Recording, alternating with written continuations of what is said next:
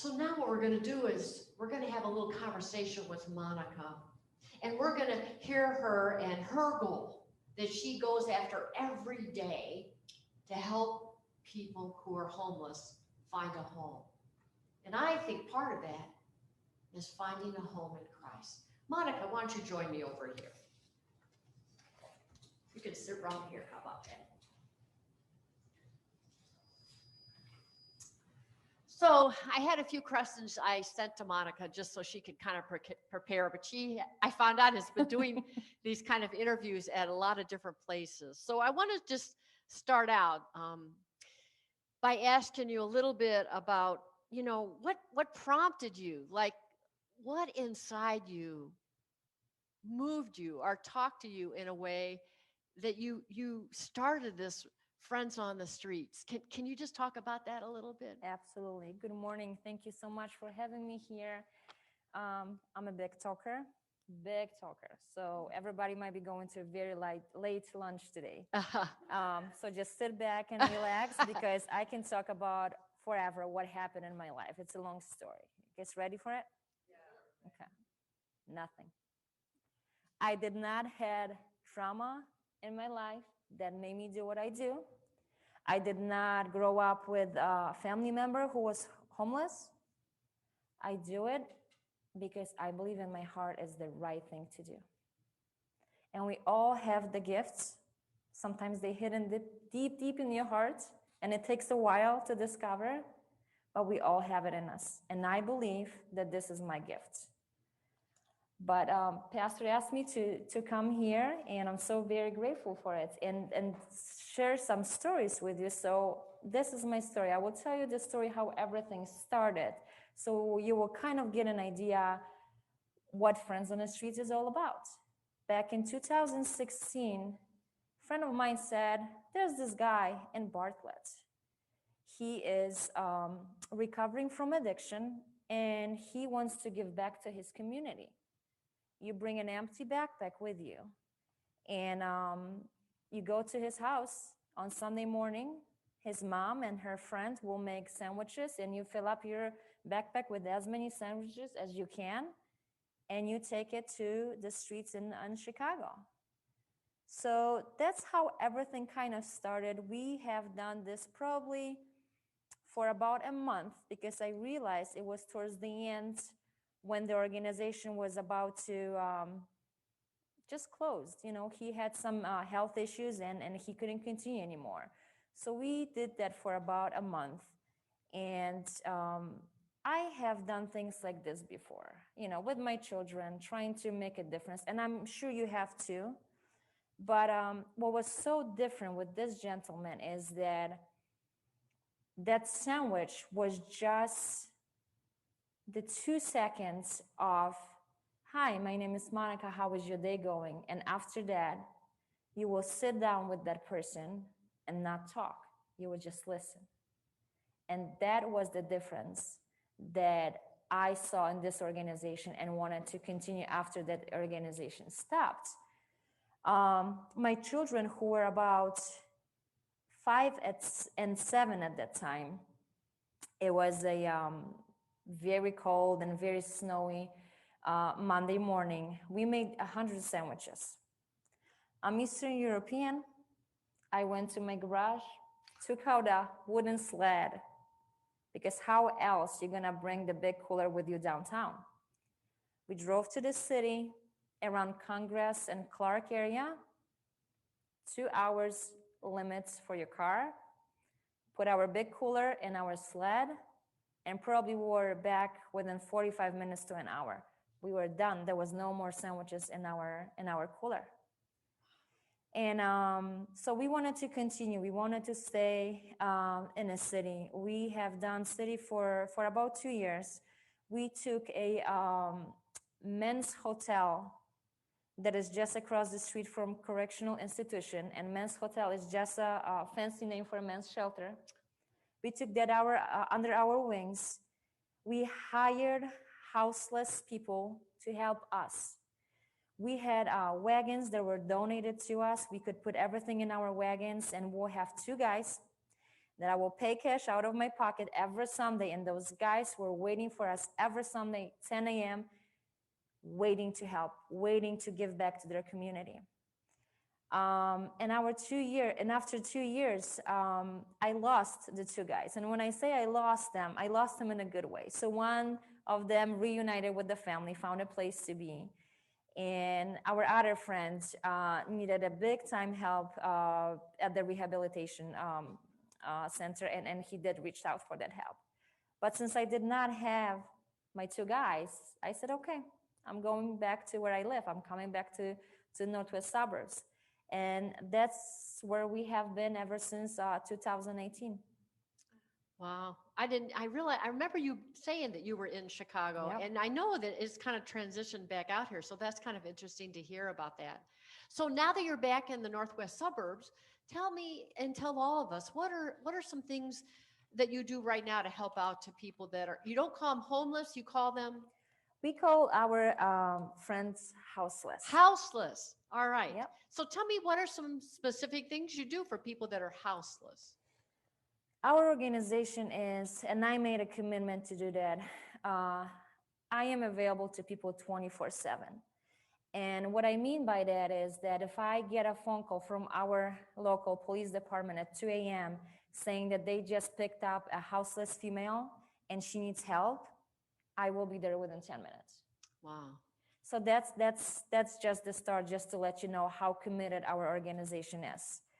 Our focus is street outreach, which means that we want to meet people where they are. We don't expect them to come to the office that is open 9 to 5, because we know the majority of them cannot do that. So we bring help to where they are, and whatever that help will look like, we will provide.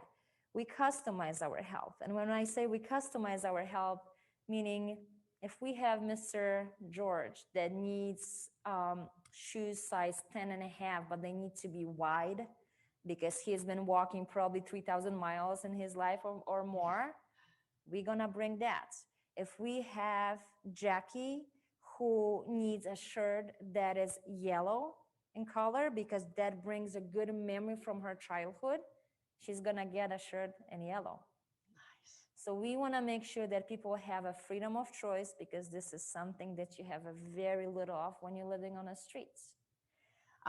We help out with getting an ID. Yes. Pastor Barbara has been a tremendous help for our friends on the streets to get an ID.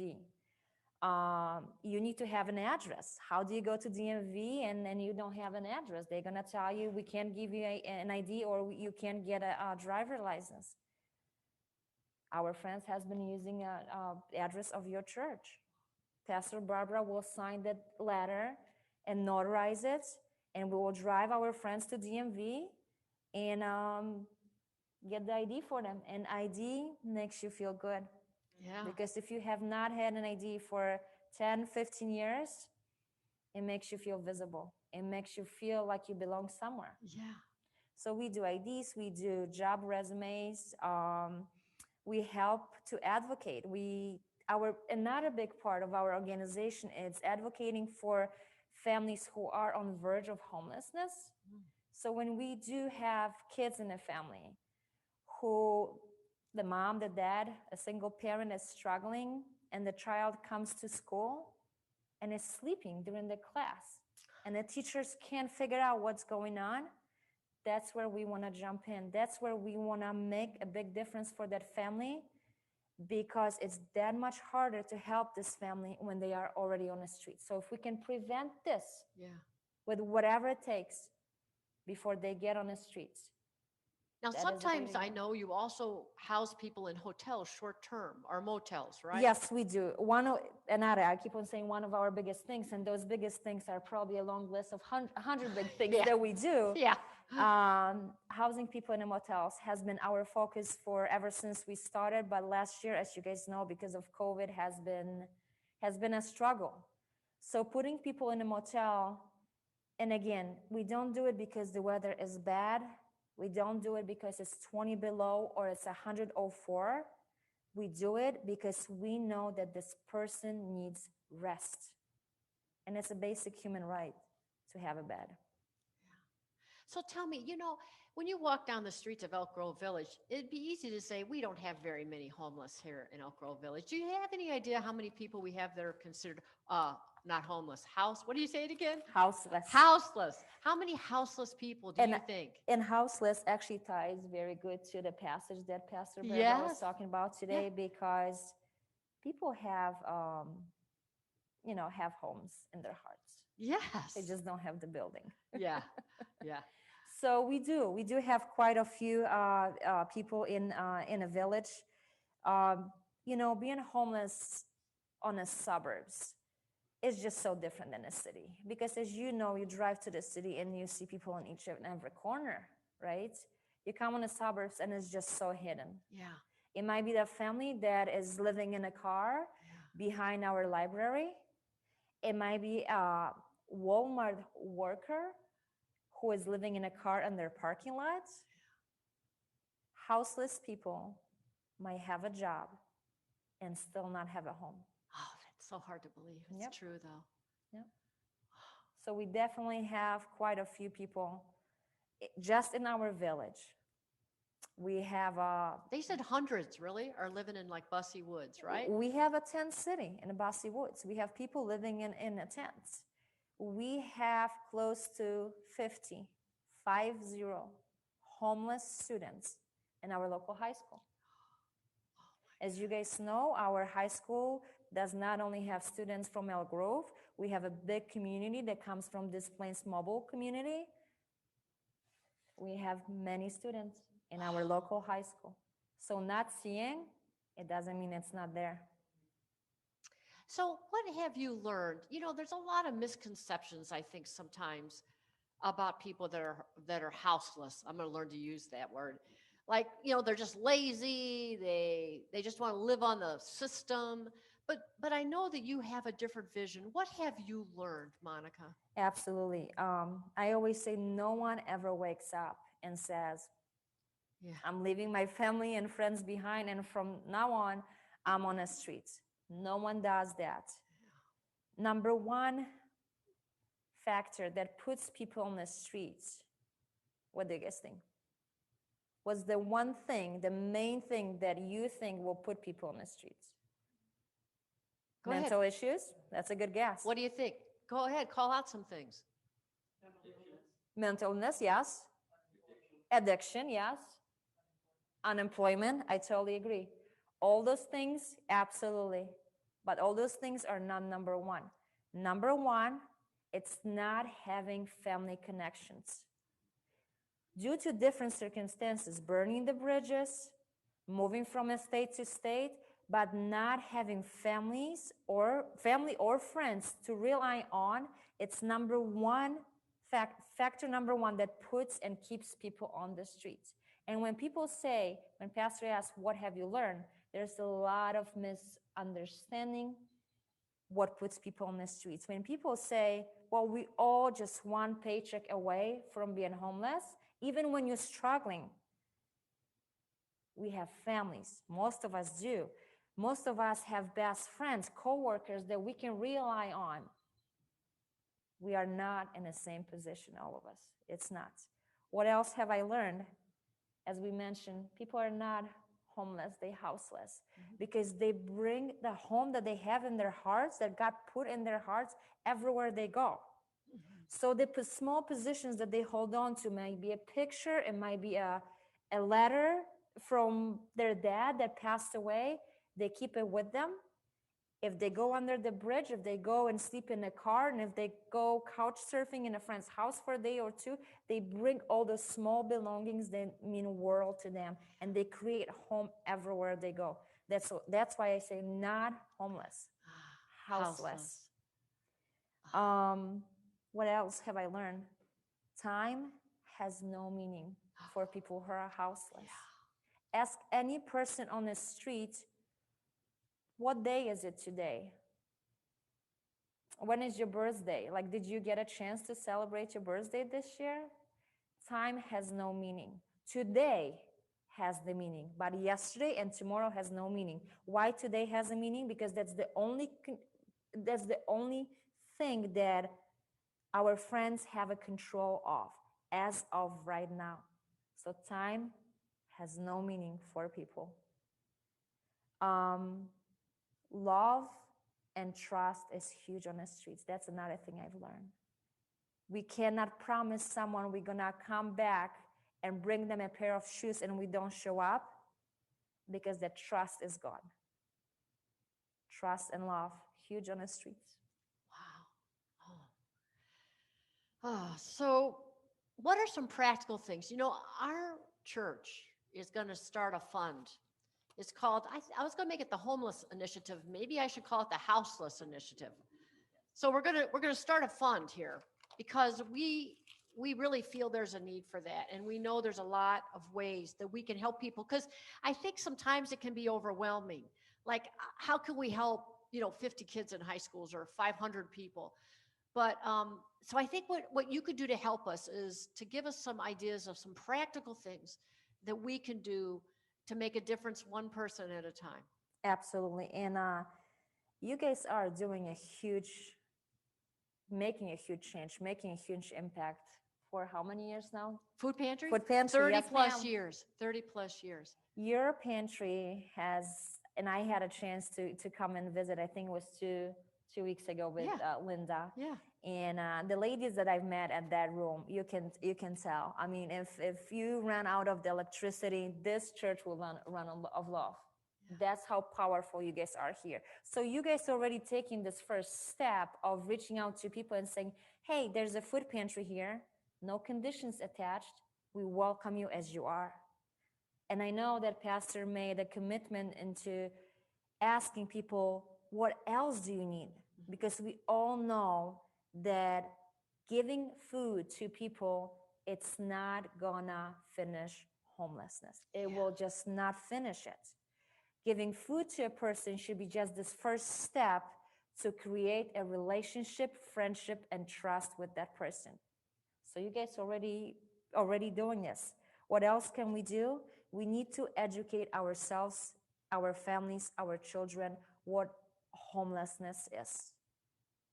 We need to get rid of all the stigma and misunderstanding. We need to educate ourselves to understand that. We live in a beautiful town. I don't know if everyone is here from El Grove, but different towns, we have so many empty warehouses. We have motels, hotels who are about to be teared down. Those places could be so easily turned into a beautiful shelter that downstairs, and Pastor Barb and I have talked about at our meetings at the village, you can have all the resources. So people don't have to drive to get into a housing list. So people don't have to drive to fill out the application to get an ID. You can have all those resources downstairs. So we can start from having that. And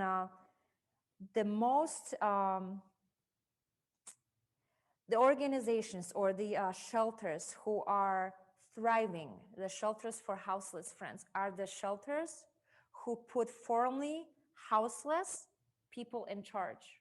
Because who knows better than our friends how to run it and how to make it successful. But then on a daily basis, Pastor Barbara asked, what else can we do? The first thing we can do, press that button on the left side when you're driving a car that lowers your window. When you get to the stop sign and you see the person with the sign and you say, hi, my name is Monika. How are you doing today? And I know it might sound weird because that person is on the street, clothes are dirty. What do you think how I'm doing? I'm doing terrible. But that's how we ask our friends when we come to church and you say, hey, how are you doing today? We need to make people feel like they belong, because when you ask a houseless person, how are you? I don't feel good. Why not? Because people don't see me. I feel invisible. So making a person feeling visible is the smallest thing that we can do. And we need to push ourselves and challenge ourselves when we come across the same person over and over again to pull over their car. And I know some of you have been doing this already. Pull over get out of your car and say, John, what else do you need? How else I can help? And if it's $1 that John needs, if it comes from your heart, there should not be a question in your head where this dollar is going to go. Mm-hmm. Because why? We say love is unconditional. And that's what love should be. Giving because you want to make a difference. Oh, those are such great ideas. I can't tell you how much I appreciate you coming. I'll just tell everybody that Monika's going to come to Fellowship Hour with us. So that'll be a time when you can ask her your own questions. I also want to say that Monika said one thing they could use is gas cards right now for all of you that are part of our community. I sent that out on an email. If you brought a gas card today, you can put it in the offering plate when you exit, as I always put it by the door. If you want to financially give Monika some money today, you can just hand that to her yourself and just take care of that. We will be doing some more work with her, and we're going to be helping friends on the streets, and in other ways we're going to, because we're committed and we believe Christ is calling us to do something. So thank you so much for being here. Thank you so much for having me. Excellent.